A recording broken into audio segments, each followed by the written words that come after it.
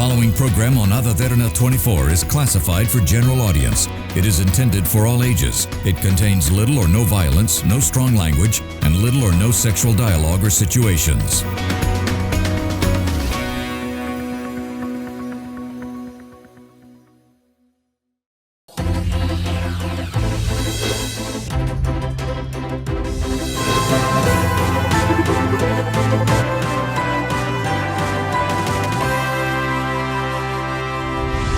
Good evening and welcome to yet another episode of Business Best, where we bring to you the best in the business and also bring to you products and services that are simply a cut above the rest.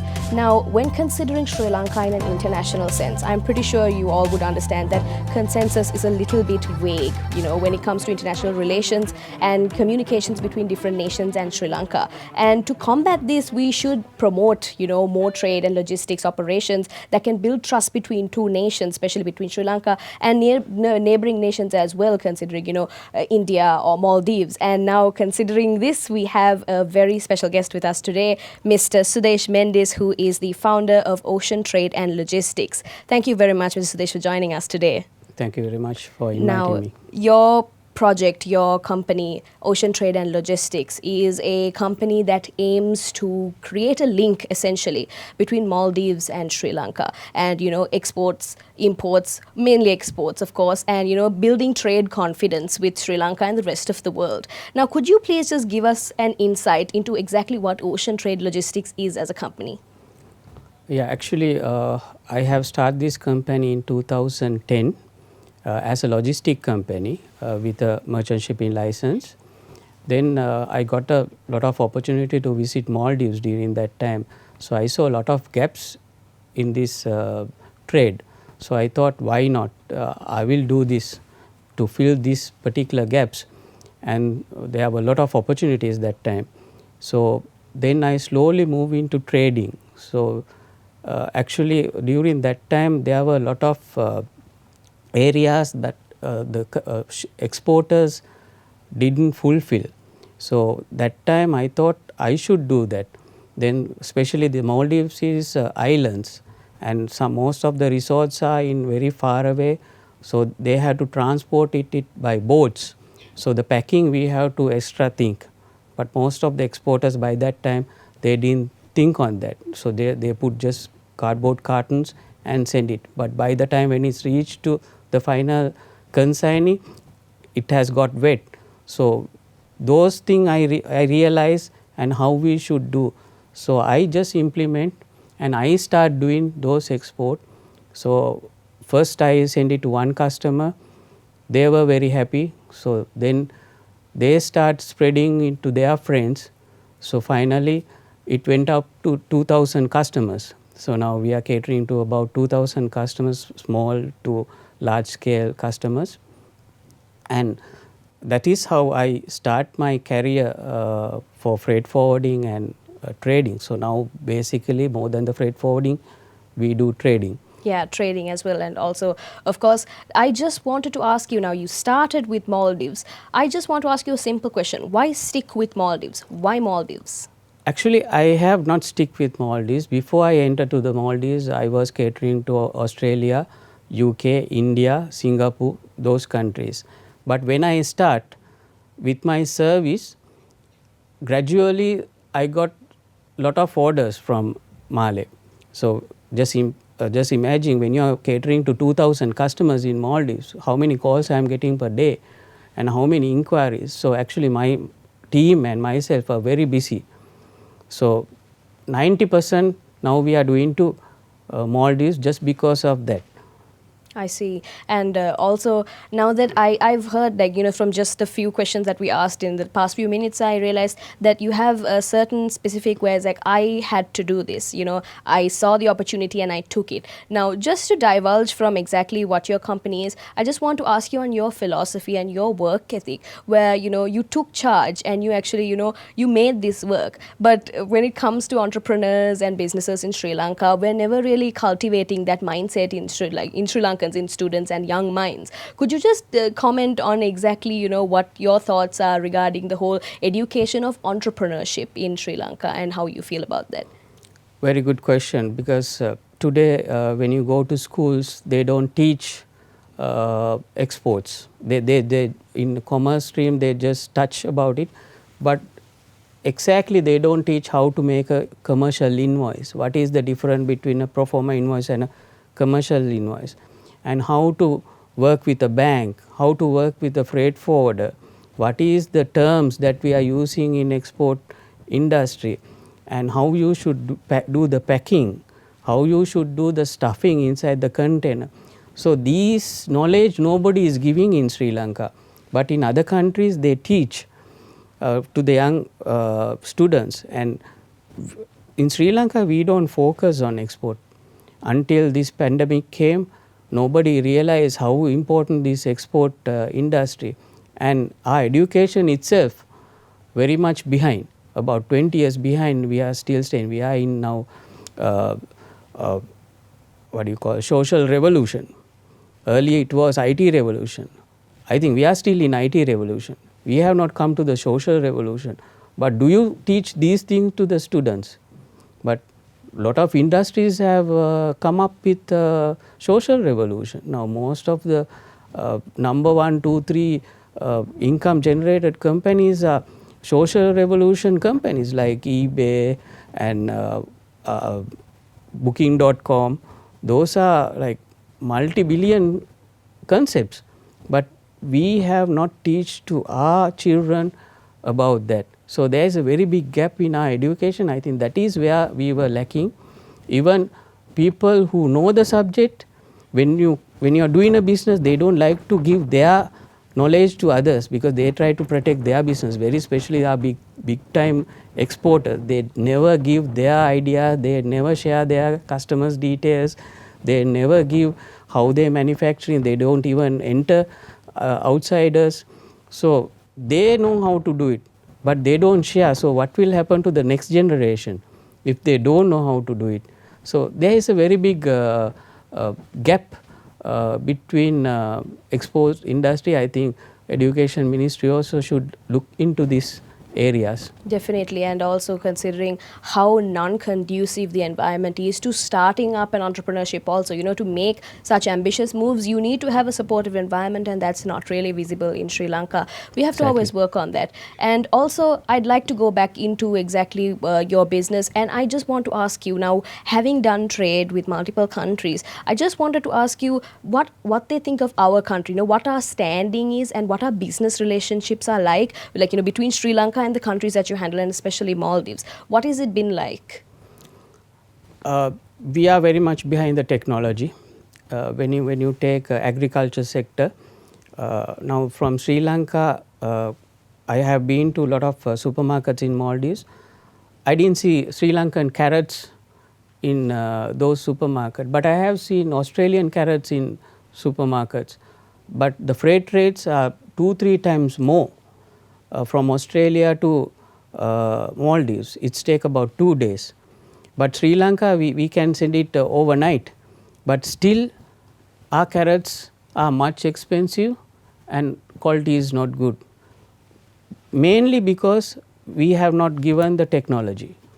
Otherwise, our carrots are much better. Even our pineapples are much better. But the prices are very expensive. So we were lacking on the technology side. And also, as I said before, the education. I see, and also considering what a time it is for Sri Lanka as well, there's a lot of potential and it's all untapped. Now, that's where I'd like to lead you into the next question. Now, as an exporter, there are certain things that have caused, in the current situation with the political reshufflings and, of course, the economic crunch. Just let us know exactly what difficulties you face as an exporter, as what restrictions occur because of this situation. To be honest, Sri Lanka, our mindset is still not to this export, right? From when you start, first you have to pass a custom entry from custom. From that place itself, lot of harassments are happening for the exporters. I was in the field for last 20 years, so I know how to get it done. But when a newcomer comes, it's a nightmare. And most of the companies, they don't like to do export because of the harassment. Because they are thinking if they got an order, it's a a good opportunity. But when they try to export, it's a nightmare. You have to go through a lot of ministries to get approvals, and some ministries are in Battaramulla, some ministries are somewhere else, the custom is somewhere else, and also for each and every point you have to give bribes to get the thing done, and also even inland revenue. Inland revenue also not supporting for the exporters, like they now in other country like Bangkok, I can remember I went there and I bought a TV, and when I was coming in airport, they asked whether I have the receipt. I said yes. I thought they are going to tax me. They asked me to go to a counter. When I submit my invoice, they gave me money back because they are refunding the VAT money from the airport itself. This they do in very lot of countries, but in Sri Lanka, it's the other way. Like if a trader comes and if they see a lot of items, and if he try to take it out from the airport, he can't take it. And because of that, I have lost many customers in Sri Lanka. Like some of them are not coming to Sri Lanka because of that. So our minds are not to this export sector, because I think everybody should focus on this, because we have everything. Now if you go to Dubai, Dubai doesn't have anything. Singapore is a very tiny country, but all of them are beating Sri Lanka and going because they are focusing on exports.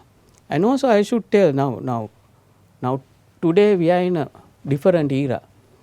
Only if you have rubber, coconut, tea, you can't make money. Now as I told earlier, Alibaba and Uber, all these are concepts, right? They don't make now. Uber, they don't have vehicles, but worldwide they are the biggest taxi operator. Booking.com, they don't have hotels, but they are the biggest yeah. hotelier. They're almost like, regulating what's already existing, manipulating what resources that they already have. That's very true. And before we actually get to, we should dive deeper into exactly how Ocean Trade and Logistics also is, using this as a mechanism to become a leader in this exporting business and, combating the issues that are present in Sri Lanka's system when it comes to export as well. But before that, let's take a very short break. You're watching Business Best. Stay with us.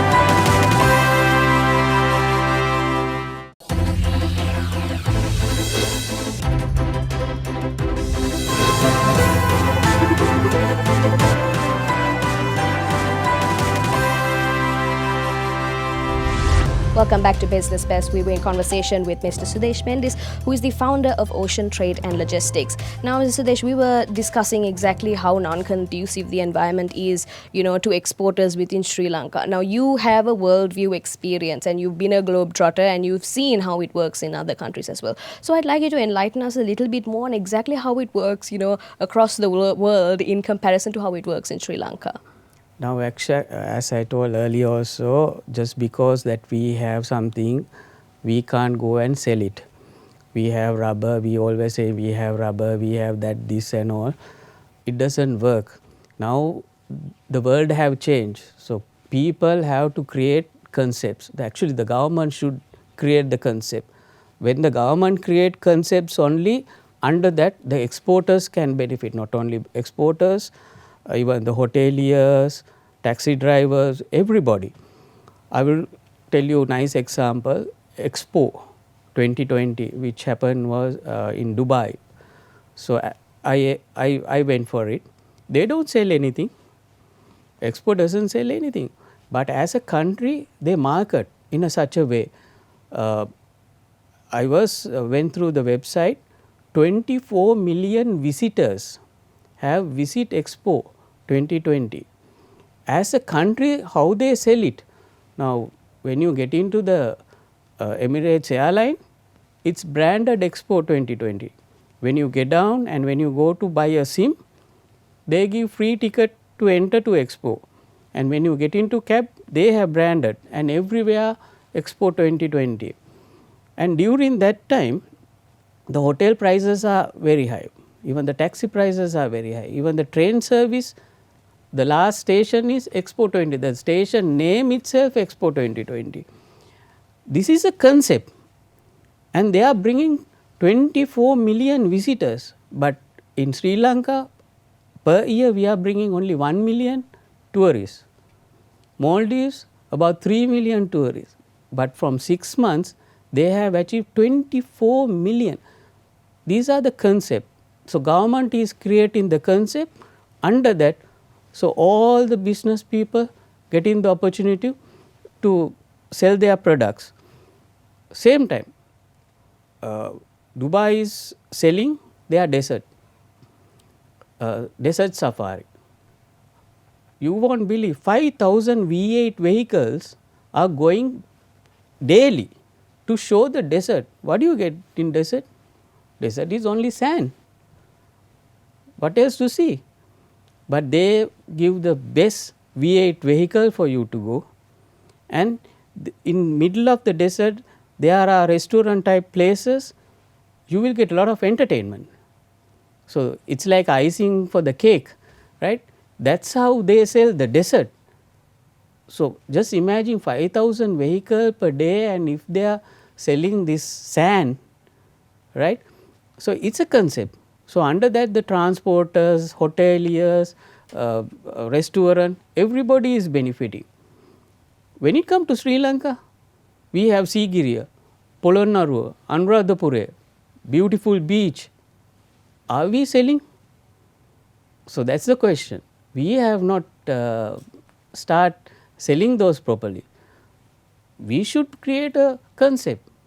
Now example, Sigiriya, one of the greatest place in the world. If a elderly people comes to visit Sigiriya, can they climb? What is the alternative that we have given them? If I am me, I would have arranged helicopters. I would have sold it for a very high price for them to go and see. So these are the little concepts that we can do in Sri Lanka, but we have not gone up to that level. I have not seen any concept to promote Sri Lanka, even tourism, even our own products. As I told, just because if we take our Sri Lankan tea and if we say this is Ceylon tea, people will not buy. You have to give something with it.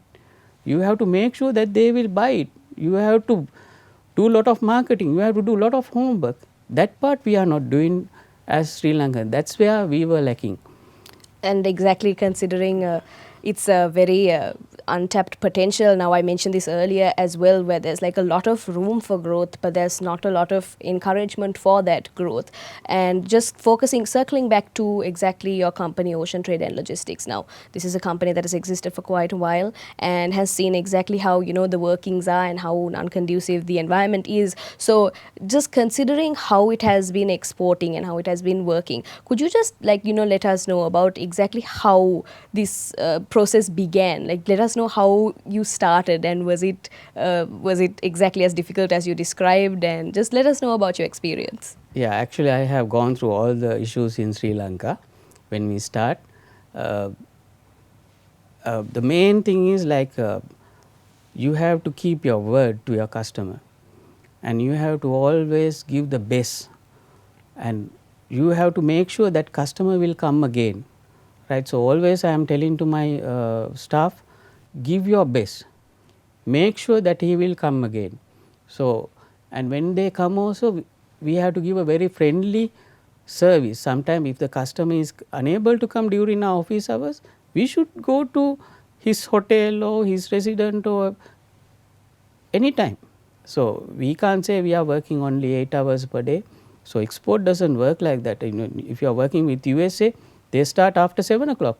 So you should be able to communicate after 7 o'clock. So like that, we have to be adapted. So very especially the changes we have to adapt. My specialty is we are doing the proper packing for our customers. We are giving the minimum rate, and we also check what are the competitive other country rates and how they do.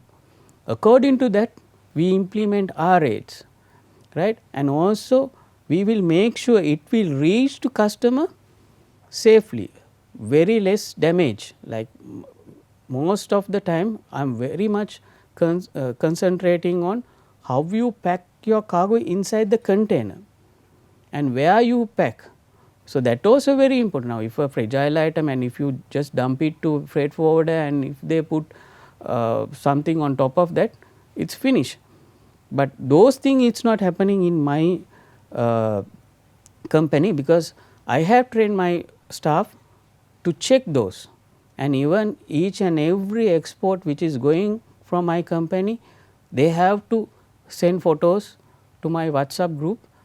So, I know how they have handed over, how the packing was. Even when I was overseas also I am checking those. So, even my staff can't do mistakes, we are cross checking. And also when you come to my factory, so there was a big demand in Maldives for this fertilizer, because they do not have a proper soil. So, there was a big gap. So, when I went to the islands, I saw a lot of the compost and cow dung and all, they were not up to good standard. So, I thought no, I should do it from Sri Lanka, the best compost with proper method. So, I started my company factory about 7 years back, and we were number 1 in Maldives market for that particular brand. So these are the things that we did for last 10 years, and also 3 years before I start OTL courier service. Those days when you want to send a sample, if an exporter want to send a sample to hotel or something, this sample was going to either Singapore or Dubai and it is reaching Male. It takes about 5 to 6 days, but we start direct service from Colombo to Male. So, it is reached to the final customer within 1 day time. That's actually a very, how do I put it, it's very innovative when it comes to exactly, tapping into the potential of what we could, achieve as an exporter. Now, just as a final question, I want to know, like, because of the amount of potential that OTL or Ocean Trade and Logistics has, any plans for the future? How are you hoping on expanding? How do you turn Ocean Trade and Logistics into a household name? We have recently we opened an office in Dubai.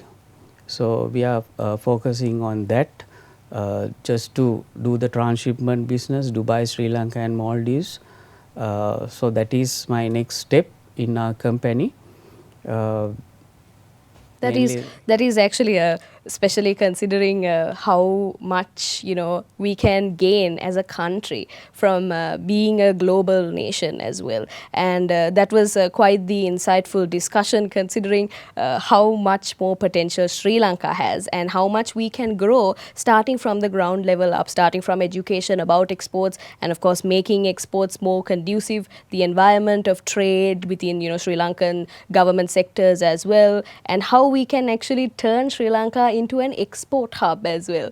So there are hopes as well. Thank you very much for joining us. Our time has been cut short. Thank you very much for joining us on this program today.